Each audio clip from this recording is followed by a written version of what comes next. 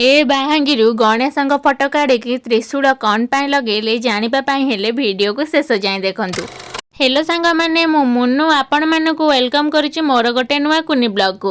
आज आम बाबांगर मोर बाहर पड़े रनपुर। आज नुहम ये भिडटा था बहुत दिन तलर जोटा कि भिडियो गैलरी रही जाता है मुझे देखी नी से एडिट करके पोस्ट कर नी। आपण मैंने तो मोर बोलबम भिडियो देखी सारी थे आ जो मैंने देखी ना द्वितीय श्रीक्षेत्र झील मुंडे जाकि सर्च करके देखी दिंतु।